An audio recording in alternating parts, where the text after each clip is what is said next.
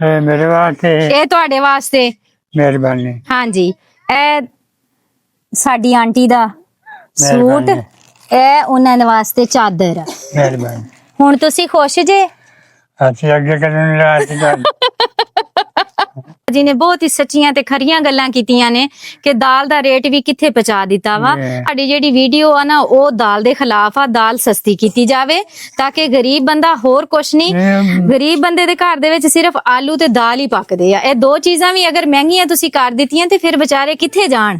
रिज़्क़ तो अल्लाह ने देना, बेशक। अल्लाह की तरफों देना। ਕੋਈ ਸ਼ੱਕ ਨਹੀਂ। और बंदे दे दिल ਵਿੱਚ मतलब मेहर ਹਾਂਜੀ ਇਸੇ ਤਰ੍ਹਾਂ ਹੀ ਹੈ, ये दिंदा अल्लाह ही है। ਇਸੇ ਤਰ੍ਹਾਂ ਹੀ ਹੈ। अल्लाह तेरे दिल च मेहर पाई ते मैंने दो बोरियां दे ਕੋਈ ਸ਼ੱਕ ਨਹੀਂ ਇਸੇ ਤਰ੍ਹਾਂ ਹੀ ਹੈ। ਹਾਂਜੀ ਸਹੀ ਗੱਲ ਜੇ ਨਾ ਦਿੰਦੇ ਤੇ ਮੈਂ ਤੁਹਾਡੇ ਅੱਗੇ ਡਾਂਗ ਤਾਂ ਨਹੀਂ ਮਾਰਦਾ। ਇਸੇ ਤਰ੍ਹਾਂ ਹੀ ਆ। ਬਿਸਮਿਲ੍ਲਾ ਪੜੋ।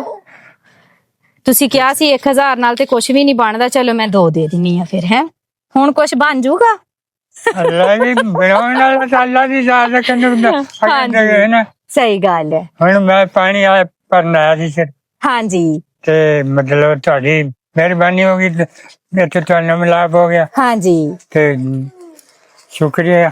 ਕੋਈ ਮਸਲਾ ਨਹੀਂ, ਅੱਲਾਹ ਦੀ ਮਿਹਰਬਾਨੀ, ਅੱਲਾ ਦੀ ਮਿਹਰਬਾਨੀ ਆ, ਕੋਈ ਸ਼ੱਕ ਨਹੀਂ ਇਹਦੇ ਵਿੱਚ। ਠੀਕ ਆ, ਹੱਸਦੇ ਵਸਦੇ ਰਹੋ।